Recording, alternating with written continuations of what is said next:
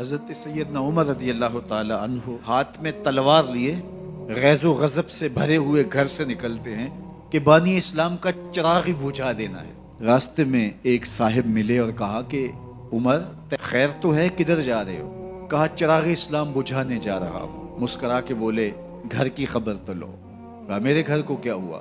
کہا تمہاری بہن فاطمہ بھی نوکر بن گئی ہے رسول اللہ صلی اللہ علیہ وسلم۔ غصے سے بھرے ہوئے اپنی بہن کے گھر کا رخ کرتے ہیں، اندر سے قرآن پڑھنے کی آواز آ رہی، غصہ اور بڑھ جاتا ہے، دروازے کو زور زور سے کھٹکھٹاتے ہیں۔ اہل خانہ سمجھ گئے ماجرا کیا ہے، گرجدار آواز ہے جناب عمر کی، دروازہ کھولو۔ جلدی سے معلم کو چھپا دیا اور بہن آگے بڑھ کے دروازہ کھولا۔ کہا تم صابی ہو گئے ہو، دین چھوڑ دیا تم نے، بتوں کی وفا ترک کر دی اور بے تحاشا مارنا شروع کیا۔ بہن کا سر پھٹ جاتا ہے، خون بہنے لگتا ہے اور یہ مارتے چلے جاتے ہیں۔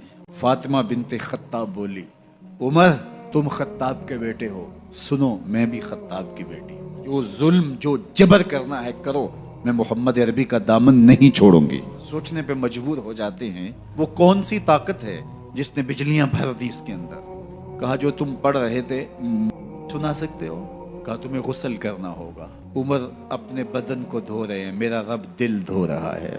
اتنے میں معلم بھی قرآن لے کر آ جاتے ہیں اور قرآن کی تلاوت ہونے لگتی ہے۔ طٰہٰ ما انزلنا علیک القرآن لتشقیٰ، 14ویں رات کے محبوب جان، ہم نے قرآن اس لیے نازل تو نہیں کیا تھا کہ تم مشقت میں پڑ جاؤ۔ بے تاب ہو گئے، کہا عمر کی عمر برباد ہو گئی، مجھے لے چلو حضور کی چوکھٹ پہ۔ تلوار حمائل کی ہے، بہنوئی ساتھ ہیں، حضور کی بارگاہ میں حاضر ہو رہے۔ دروازے کے سوراخوں سے دیکھا تو صحابہ تشویش کا اظہار کرنے لگے کہ عمر آ رہا ہے، ارادے اچھے نہیں لگتے۔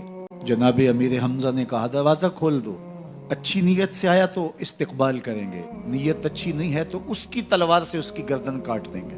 حضور کے سامنے جا کے بیٹھ گئے، گلے میں کپڑا ڈالا تو حضور نے پکڑ کے کہا عمر ابھی وقت نہیں آیا کہ تم اسلام لے آؤ؟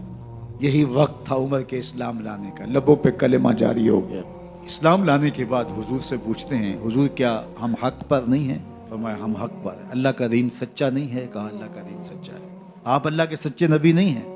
فرمایا میں اللہ کا سچا نبی ہوں۔ تو کہا پھر ہم چھپ کے عبادت کیوں کریں؟ اب مسلمانوں کی دو صفیں بنتی ہیں، ایک صف کی قیادت امیر حمزہ کرتے ہیں، دوسری صف کے آگے آگے عمر بن خطاب چلتے ہیں، حضور درمیان میں ہیں اور یہ ملکوتی قافلہ صحن حرم میں آ کے اعلانیہ عبادت کرتا ہے۔